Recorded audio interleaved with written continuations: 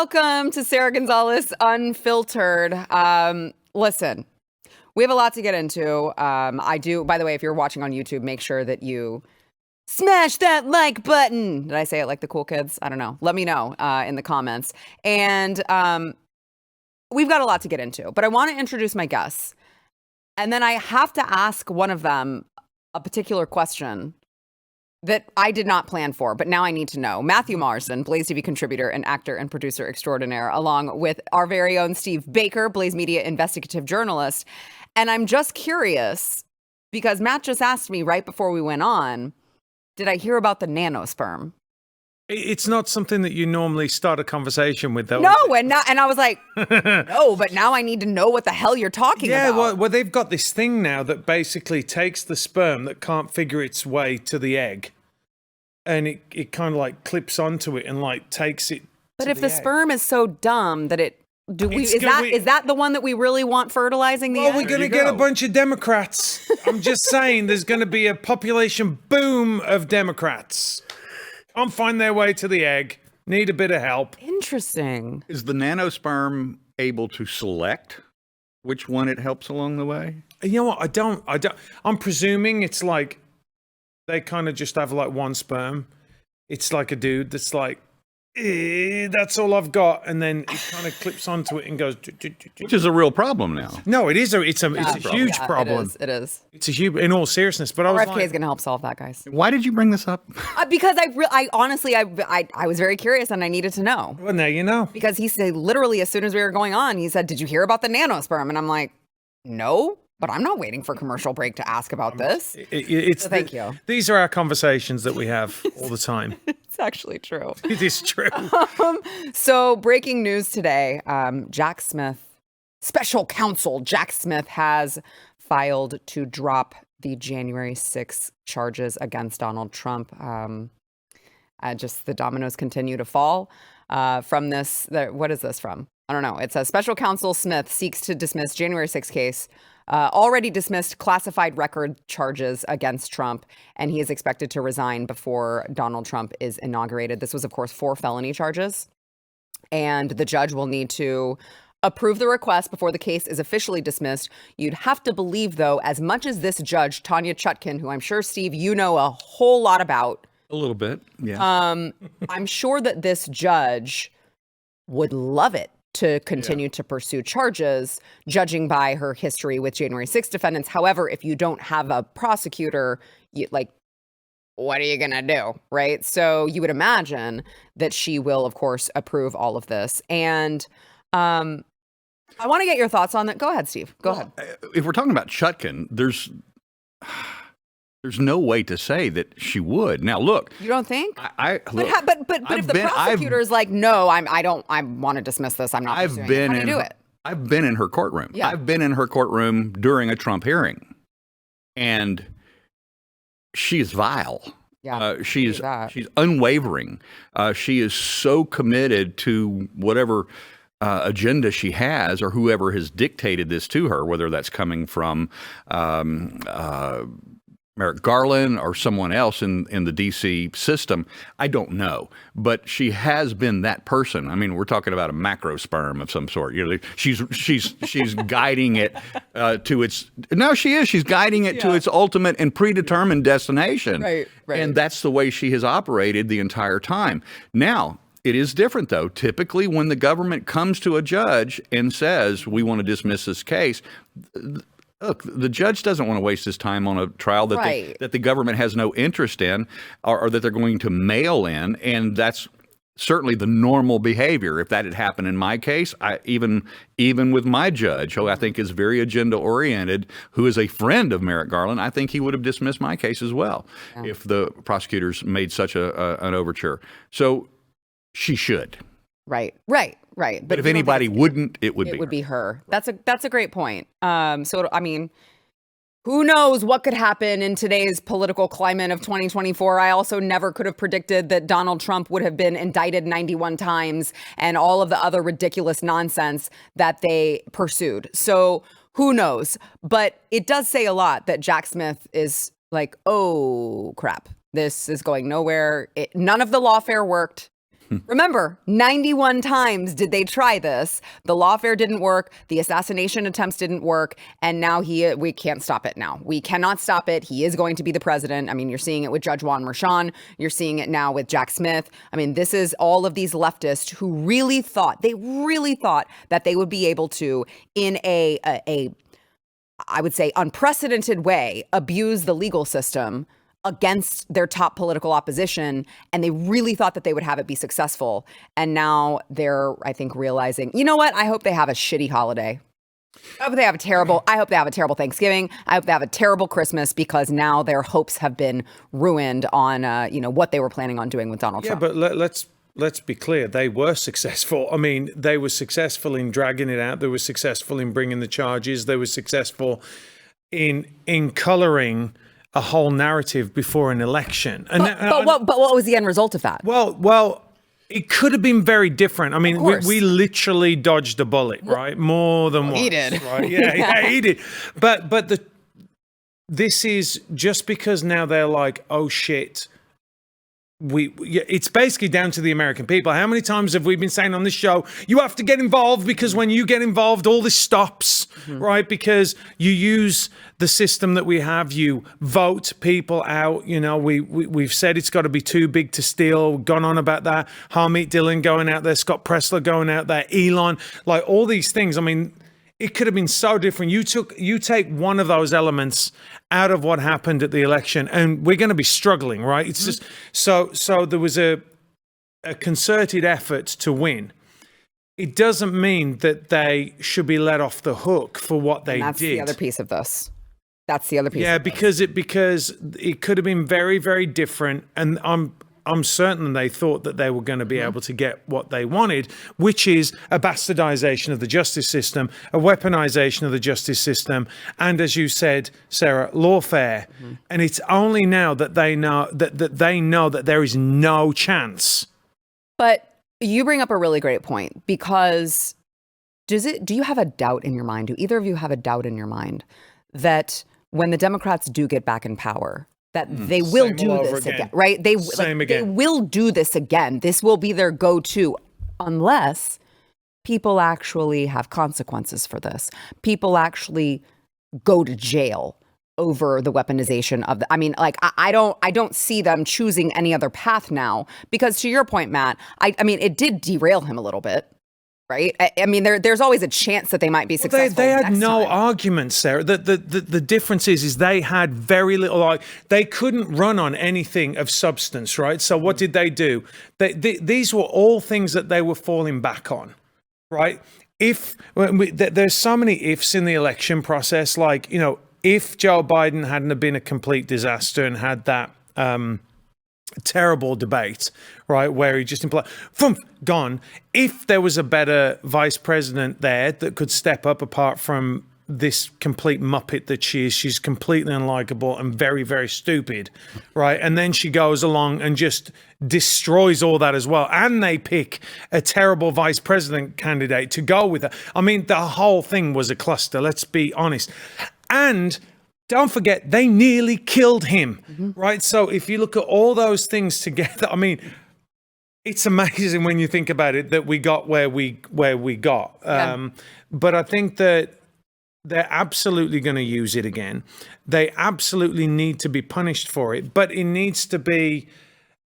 How can I put this, Sarah? It's got to be put over, and because what the left is going to say is they're going to say you are just weaponizing the DOJ just the same, or you say they won't say just the same. They'll say they never did it. They never did it, but we did it. That's my question, and I don't know the answer to this. So I'll take over show host duties right now and ask the questions. Go ahead. Do we really know which one is going to serve the American public the best? There is a thirst for blood out there. Trump said, "I will be your retribution." He said that because his side, MAGA, wants retribution for all these things that you've elucidated there, right there. They want retribution for the weaponization of the DOJ, et cetera, which, by the way, I got in trouble for saying in front of my judge. And so that's what they want. But is that going to be the best path forward to make an example of those who imposed that upon us for the last 12 years? Yeah. Or is it going to be to go for national healing? Let's just stop this, and we don't do it. I don't know the answer. I'm asking a question. I mean, my opinion is you have to set the example. You have to do it. That's my opinion. I don't really care if the left is going to get engaged in, oh my gosh, they're weaponizing the judicial system. I mean, it doesn't. It's all noise to me at this point. They've already said that about everything that they've been doing. So I think that you have to, because I mean, look at Donald Trump's first presidential term. He ran on locking up Hillary Clinton. He didn't do it. Do you think that? I think that he regrets that, right? Because he ran on it, he didn't do it. And what that taught the left is that you guys are too weak to actually imprison us. You know that we're criminals. We know that we're criminals, but you guys are too weak and you're never going to follow through with this. And I think that emboldens them when they hear this type of talk and they're like, Republicans are weak. They're literally never going to do it. I just think that we need a hard reset on the expectations for this country's judicial system, and that you cannot engage in this type of lawfare against a political opponent. We won't tolerate it in this country. And if the leftists want to whine about it, okay, let them. That wouldn't be the first thing they whine about. I do think there's a difference in the fact that they have operated. What we're talking about is lawfare against the right, whereas this is law against the left, because they are breaking the law in what they did. So, I'm not asking for innocent people to be locked up. No, that's not what I'm asking for. And I think that what I was going to say is what they will do is they'll say, you are doing what you're accusing us of. So what is really important is that the way that they communicate this to the American public and say, look, here are the things that happened. This is why we have to, for the rule of law. And I actually think that this last election was people turning around and saying, I actually want that. I want the rule of law back. Right. I want fairness back. They saw what was going on. And like we said, I mean, they are the party of lawlessness, really. I mean, they're prosecuting people on one hand and letting other people go on the other, just based upon their demographic, right? Like, if you're a person of color, they're going to let you go in the mostly peaceful protests. But if you walk through the Capitol with a cell phone on January the 6th, Steve, you go to jail. Right. Well, I've got some really bad news for you guys. Oh. It's not that the GOP is weak. It's that far too many of them are compromised. Are also complicit. And that is ultimately what is going to disappoint us if we are to be disappointed at the beginning and throughout this next administration, when we can't get those results that we need. And that's going to be why it's happening. We're going to get some strongly worded letters again from the various committees. But at the end of the day, I don't think we're going to see teeth in most of them, because too many people know where too many skeletons are buried. Get them the hell out too. Yeah. I don't want them representing me. But just, I'm just saying, just being objective in the let's be fair, right? Republican, Democrat, doesn't matter to me. Okay. If you guys are slimy, I want you gone. Yes, that's what we want. But there's too many of them for us to actually make headway on that. But there's too many of them that affect the vote to make these things happen, whether it's a vote in the legislature or whether it's the actions of the committees. Why do we have currently, right now, Garland, Mayorkas, denying it's against the law for them to refuse to go sit before a committee after they've been subpoenaed, and they're just saying no. Right. And what's the committee doing? Nothing. They have the legal authority to arrest them right now. Yeah, well, I mean, and I don't disagree with you there, but I will just say what kind of a difference it may make to have someone new in charge of, say, the DOJ and the FBI, who, listen, if the records are still there, perhaps everything's going to be purged and we'll never know. They'll be searching for stuff and they're like, oh, no responsive results. That's strange, because they're deleting everything into oblivion. But we could at least start there, right? Because the person who takes Mayorkas' spot, the person who takes Merrick Garland, obviously we know. And so it's like, okay, now, what is Pam Bondi going to do? She has the opportunity to look for something. She has the opportunity to offer some clarity to all of this. Does she do it? Because that wouldn't need Congress. You wouldn't need all of these slimy people to agree with you. What if Bundy is completely uncompromised, clean as the driven snow, but 10 of her best people are? And when it's time to make that decision, they come in and they slide the little envelope across the table with the names and the dirty deeds and say, if you do this, this is what's coming. This is the nature of what's happening in D.C. And this is the nature of what has been the result of the weaponization of our intelligence communities against all of these people. Now, they may have bad behaviors, but they're being followed. They're being watched. They're being recorded. Sure. Yeah, and the other point is if you think that you can get rid of that stuff and it's gone forever, you are absolutely sorely mistaken, because the American government has people that can go and get a partially burnt hard drive that's been hammered, and they can find it if they want to get it. Like you said, Steve, I think that it's like, what is the desire? Like, what is the impetus for someone to go and do it? And I'm going to say it again. It's to do with you guys not taking your foot off the accelerator and continually hammering them and saying, I want results. And doing it by watching shows like this, subscribing to people's YouTube channels, talking about it on it, just putting massive amounts of pressure, not just going, okay, we won, that's it. Let's just let's get on with our lives. No, you've got to be out. And that, to your point, I'm like, no, you have to go after them and be unrelenting, because guess what? They are not stopping. Like right now, they're trying to figure out that, listen, the next day after, or even at the time when they tried to assassinate him, we all sat and watched it, and they were like, no, it didn't really happen. There was this, it's a fake, he blah, blah, blah. And I'm like, there was no time. It was like that, boom. Right. Because they are indoctrinated. That is their God. And if we understand that is their religion, that is their faith, that's what they live for. We have lives. Their lives are tied up in this. Yeah. Which, by the way, I know we have to go to break, but I would say one of the biggest things that I want them to do when they take over is, you'll notice we have zero information on the man who shot Donald Trump. We have very little information. They just said, oh, it's too encrypted. He's got like these encrypted foreign accounts. I can't get into it. I don't know. And then nothing. And so I'm like, you guys need to be combing through all of the data that we have on this man, because there's a reason that it all went away.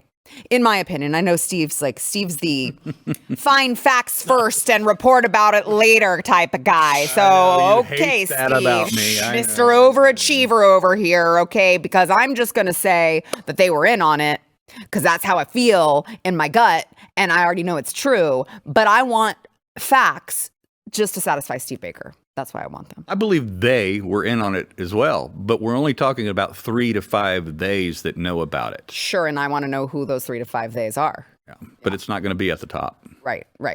All right, we got to go to break here. First, we want to thank our sponsor, Relief Factor. So Relief Factor, Matt's tried it. I use it. It's great stuff when maybe you've reached the age where everything hurts, which is not me, but Matt. No? There's a lot of hate going on.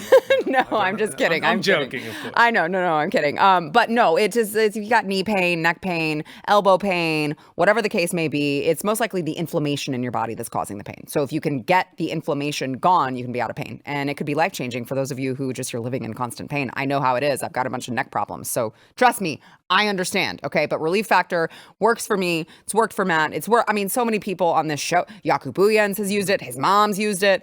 Everyone that I talk to says it works for them. And 70% of the people who order their 3-week quick start go on to keep ordering more. So the odds are in your favor. It can get you out of pain.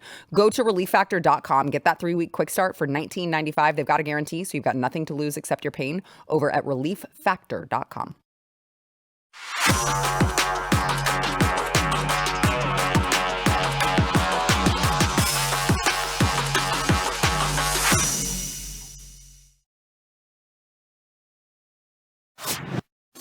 So the mayor of Denver, we're dealing with the tough guy over here. And he has said that Donald Trump's mass deportation policy it's just not going to work, right? He's just no way. We're not going to be bullied. We're not going to, of course, Donald Trump said, I'll just defund you. Which is smart, by the way. If you don't want to follow the law, which, by the way, the person in charge, the people in charge should have been following this entire time. We should never be in this position, then we're just going to defund you. And so this is Mayor Mike Johnston who responded. He said, we're not going to sell out those values to anyone. We're not going to be bullied into changing them. And then he said that they were going to have this big Tiananmen Square moment where Denver PD was going to be stationed at the county line to keep them out.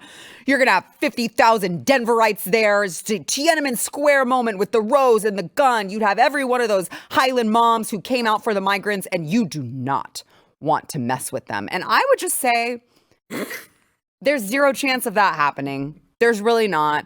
The Highland moms that you're talking about just want their kids to be safe. They want their kids to go to school safely. They don't want their kids to have to ride on a school bus with adult male illegal immigrants, which is happening in certain cities. That's just not happening. And I don't have a lot of hope for Denver, Colorado, because it really has gone down the shitter in the last probably decade.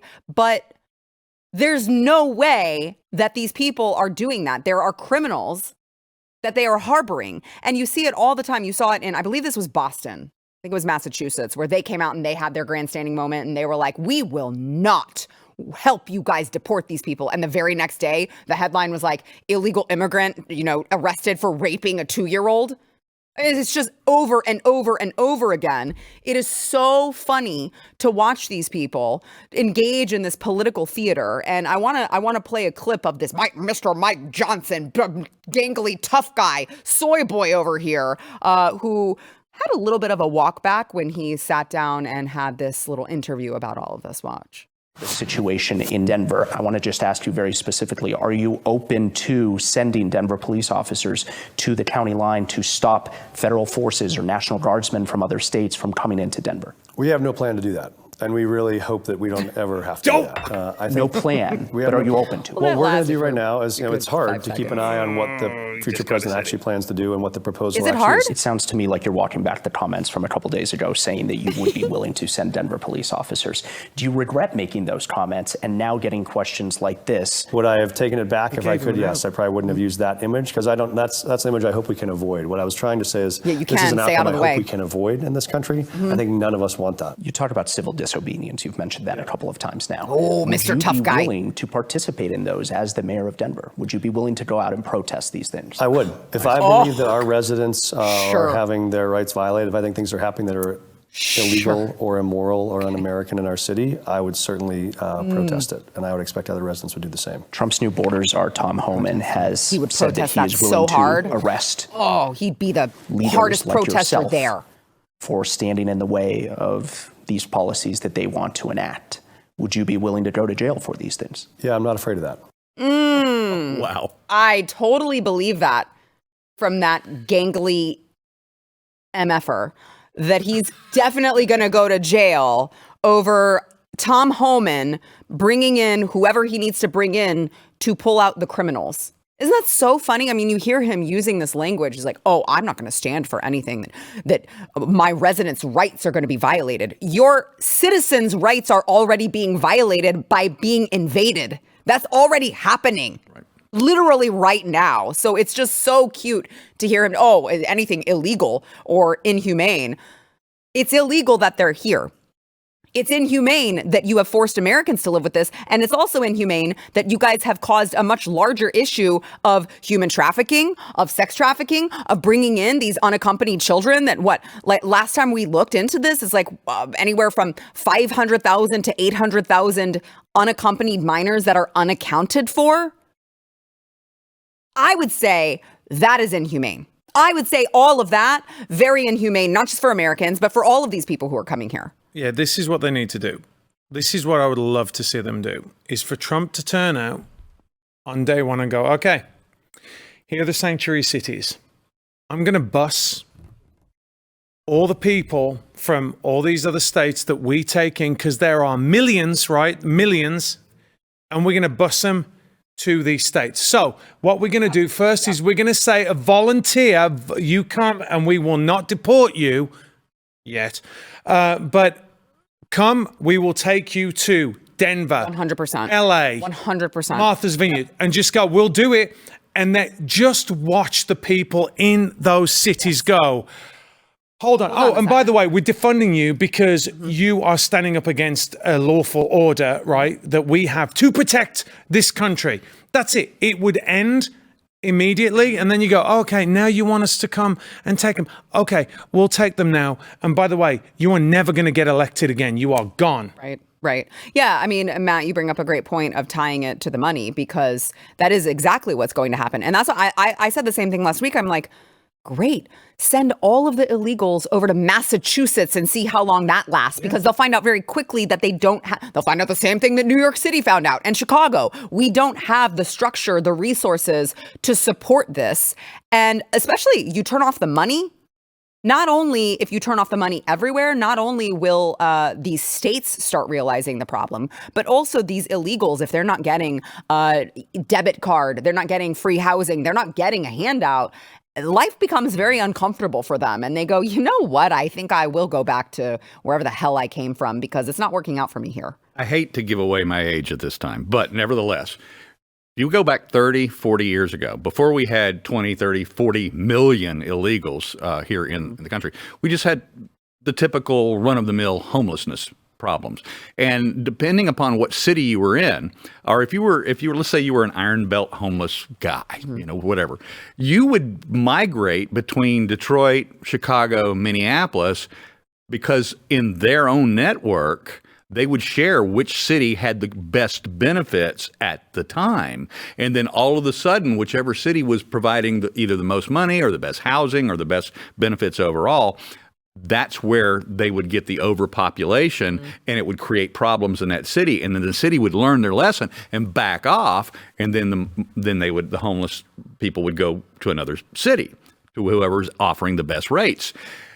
We're dealing basically with the same thing, and the point you made just a moment ago is absolutely perfect. The first thing that the Trump administration has to do is just cut them off. Right. Cut them off. Right. It will largely deal with itself at that point, because it doesn't matter if it's Denver or San Francisco or Springfield, Ohio. Cut them off, and they will move. And then if Denver wants to offer and roll out the red carpet to them, then let it happen for them. And then the electorate will then turn on them. I'm a big fan, I'm a libertarian, big fan of the 10th Amendment. I'm a big fan of letting the states do whatever the hell they want to do. And if they want to commit suicide, let them. Right. Yeah. No, I totally agree.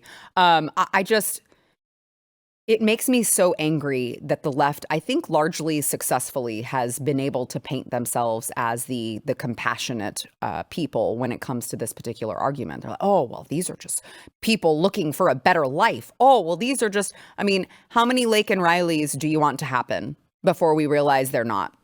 I'm sure some of them are. I'm sure some of them are what you would call good people. I would say just upon entering the United States under false premise or illegally and jumping the line, I would question your decision-making abilities. But I want to go back to this issue of human trafficking, because it's so frustrating to hear them act as if they have the moral high ground. And I want to play for you this clip. This is a 2-year-old, an unaccompanied 2-year-old little girl that was found at the border. Watch. Venezuela, mamá. Venezuela. He said, did you come by yourself? Sí. ¿Qué tantos años tienes? Yes. How old are you? Dos años. 2. ¿No vienes con tu mamá y tu Did you papá? come with your parents? No. No. Venezuela. By ¿Para dónde yourself? vas, mamá? Where are you going? With my mom and dad. ¿Dónde están? Where are they? United Estados States. Unidos. A 2-year-old girl who only by God's grace, I would assume, is like actually alive. And you look at that and you go, this is not compassion. This is not humane. This is not compassion. She's one of the, thank God she's not a statistic, because there are a lot of them that are. They're drowning in the Rio Grande. Their bodies are disposed of near the rape trees that they have along the way. This is a very serious problem.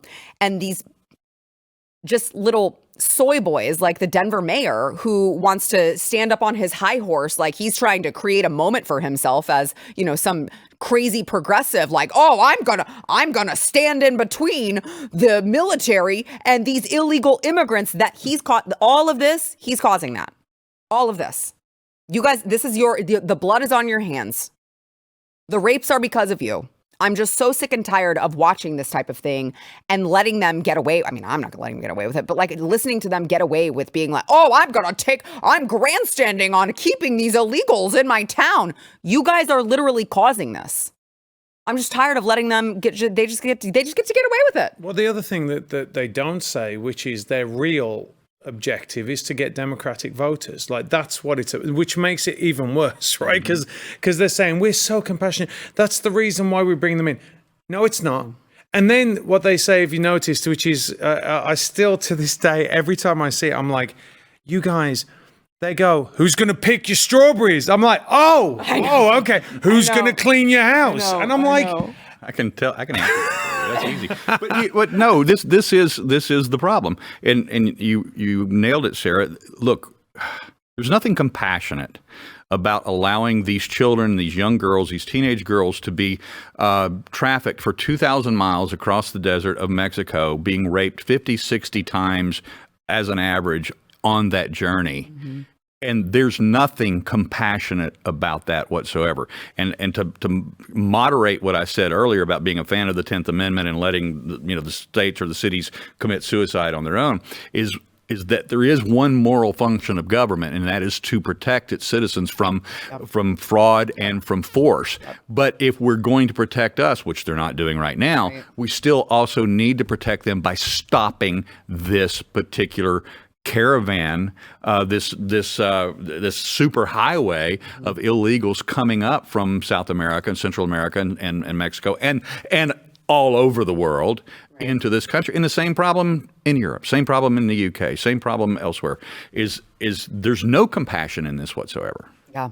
All right, we've got to take a quick break, and then I want to talk about what's not happening in North Carolina when we return.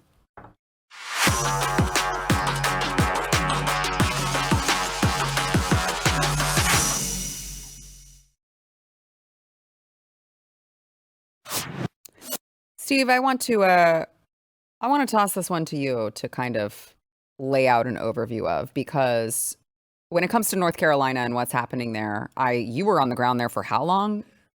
3 full weeks, and then I went and spent another weekend there just before I came back to Dallas. Okay, so you're speaking from a position of authority on this, having been on the ground in North Carolina, having seen the devastation that you saw, and the National Guard is saying, we're on the ground, we're working around the clock. I think that they had a tweet that was like, we are, we're not stopping until all of this is better. And it doesn't actually seem to be the case. Is that?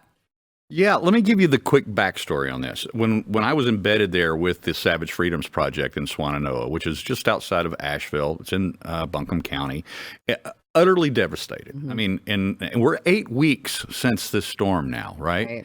And which, by the way, everyone's forgotten about. Right. So 8 weeks later, and this is on the this is Interstate 40. This is the main connection to the East Coast in this country. It looks like the storm happened yesterday. It's still not recovered there. And so I spent my last day there 1 week ago today. I was driving through the area. So I drove there along the Swannanoa River. I went into Asheville, because the interstate is still washed out, so you can't get to Tennessee on the main interstate anymore, at least not now. And so you have to go into the mountains, and you have to take the back roads that have been cleared out.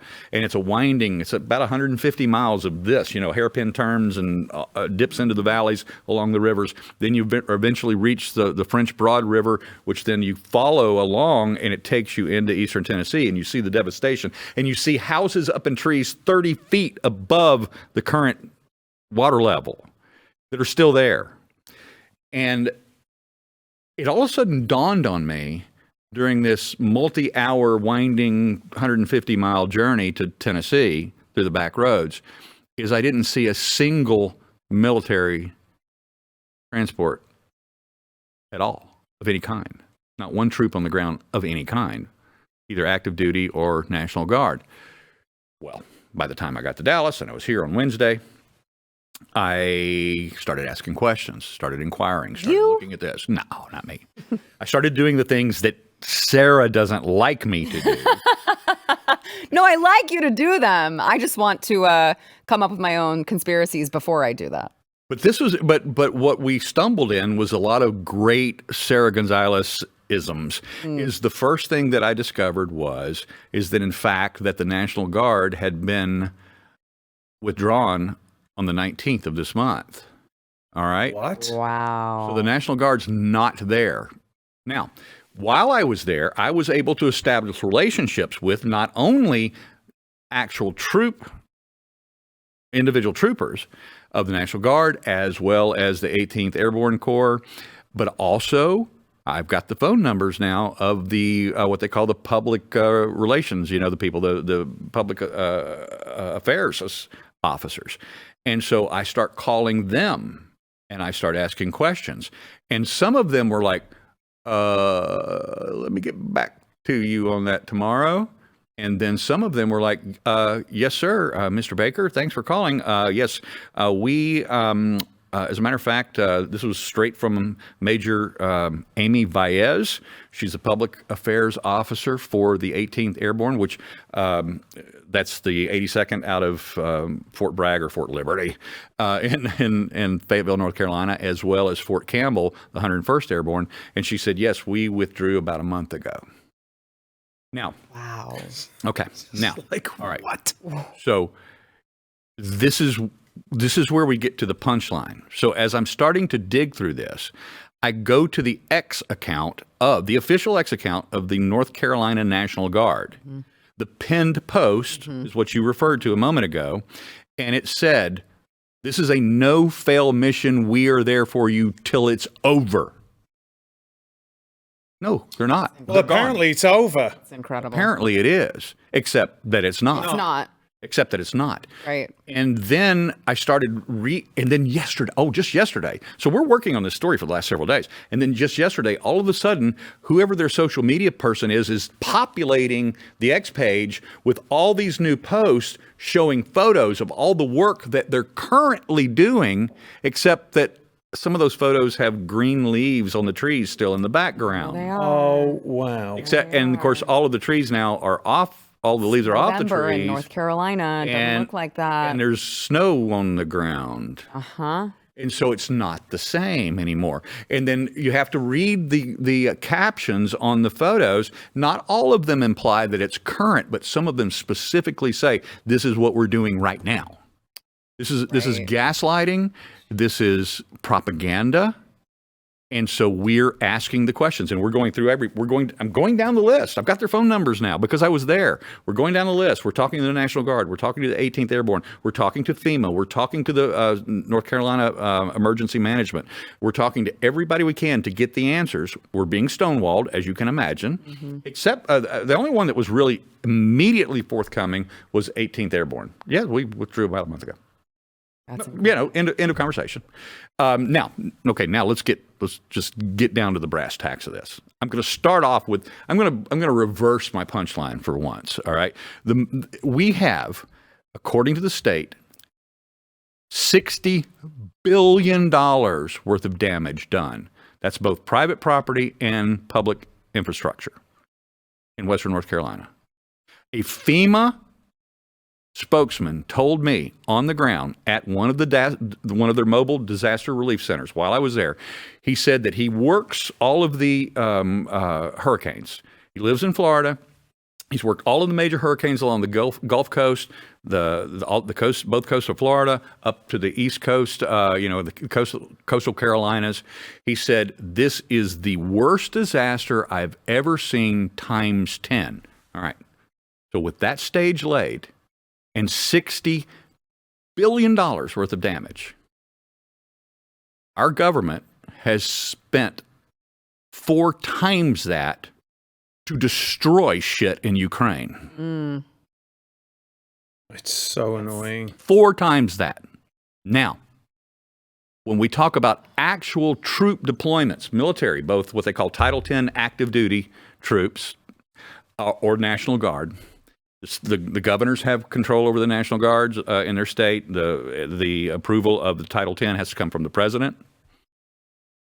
Every one of these disasters that I mentioned, whether I mention New Orleans, Katrina, whether I mention Houston's, whether I mention Puerto Rico, Hawaii, Haiti, Indonesia, or 60,000 troops in California for their latest wildfire episode.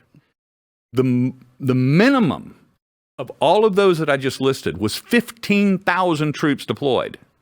In North Carolina, according to FEMA spokesman, the worst disaster he's ever seen times 10, the largest troop deployment we had there from both federal and state, 3,150. Wow. And now they're gone. God. Now, gross incompetence? No. Sarah? No, because we already saw that the FEMA people were being told to pass by the yards with Trump signs. We already saw that. And by the way, that woman has totally rolled over. She's like, yeah, that came from higher than me. It wasn't just me. I'm not going to take the blame for it. They were telling us to do that. No, I refuse to believe that is gross incompetence. And by the way, Steve, to your point about, Matt, I want to get your thoughts too, to your point about how much we've spent on Ukraine for our little proxy war that Joe Biden is trying very, very hard to get us to escalate to World War III. It's like, I would say that's treasonous. Sending all of our money, billions of dollars to another country to engage in a war that does not interest us, while it's like the federal government does so many things that they're not supposed to do. There's like one of few things that you actually are supposed to do, which is, I don't know, help these people in times of need, in times of crisis with this emergency, this weather disaster that happened. And you're telling me you guys are refusing to do it. That is treasonous to me. This is treasonous. Yeah, I think if you cast your minds back to the heady days of 2016 when Trump came in, I'm just telling you guys, because the good times are going to roll again. But if you cast your mind back to then, Trump said that if he went into a certain area that he was going to control the oil. Well, I hope he does that in Ukraine and gets every dime back off those people, right? Because whatever we've spent there, I know, look, the people need to know there are tons of American companies just sitting in Poland, right, waiting to rebuild Ukraine. That's just a fact. They are. And so I think that we should start, as you said, Sarah, we sent that money. It's a loan, in my opinion. We want it back. We shouldn't have done it anyway. It wasn't the will of the people. Most people didn't want that. And again, it's this continuance, like what's happening in the UK, right? They continually keep putting other countries ahead of Americans. Yeah. And that has to end. Yeah. And I think that when Trump comes in, he's going to do that. Just one other point. This lame duck session has got to stop. Like, we've got to stop having these elections and then letting these people come in, because it's anticipated they're not going to destroy everything. But as we can see, the left is so immature. What they're doing is they're destroying, sending our money away, causing all these problems, getting us into wars before the president comes in. Something has to change there. Yeah. Well, and to your point, Joe Biden is trying to forgive these loans that we did send to Ukraine. In his final moments, he's like, I'm going to flood the zone at the border. They're no longer even required to show up in person for their CBP appointment. They can just check in by phone. And I'm going to escalate World War III. And also, I'm going to try to forgive the loans that we sent over to Ukraine. I mean, it's incredible watching him try to ruin everything before he leaves. All right, we've got to take another quick break. We'll be right back.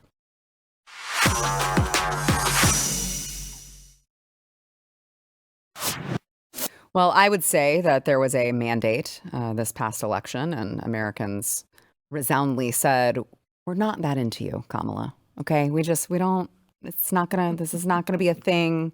You ran the first time. You were like one of the first people out. We made a decision that we very much did not like you. And then we told her again. And so now please tell me why, gentlemen. I'm reading a headline that Vice President Kamala Harris is reportedly telling advisors to keep her political options open for a possible presidential run in 2028 or a campaign for governor in her home state of California after her loss to Donald Trump. She just doesn't get it. She doesn't get it.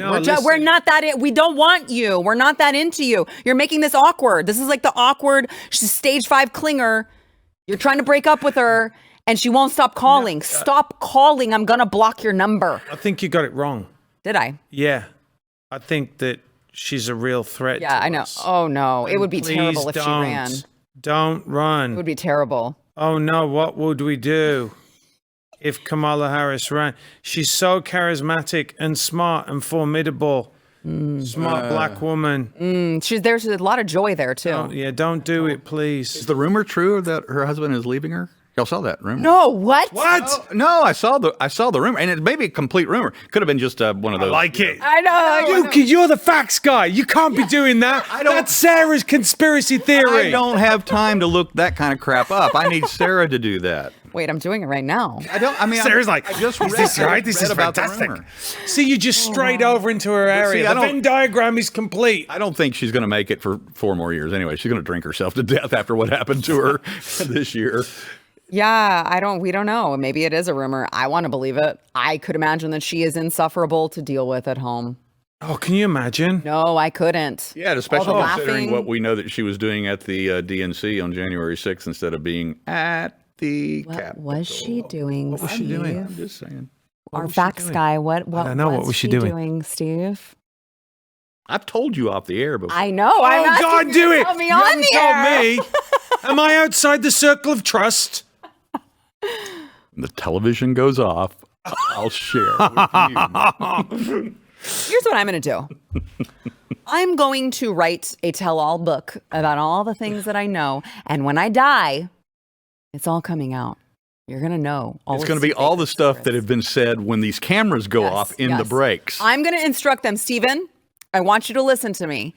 You guys keep rolling in all the breaks, okay? And gather up all of this detailed information and then send it to me. And I'm going to compile the coolest freaking documentary you've ever seen in your life with all the secrets that we talk about.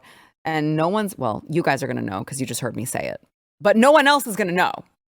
Okay? That's what's going to happen. Stephen. Yes. That's what's going to happen. Yes, Okay. dear. And that means you as well, Stephen. So over it. You don't like my plan? I'm trying to count music in. Oh, I'm busy doing my job, directing the show. I can't listen to you. Wah, wah, wah. Whatever. I think it's a solid plan. And then I'm going to extort you guys. He'll be like, Matt Marsden really isn't British. It's all an act. So, yeah, Kamala, I mean, I agree with your sentiment, Matt. It's like, oh, no, that again?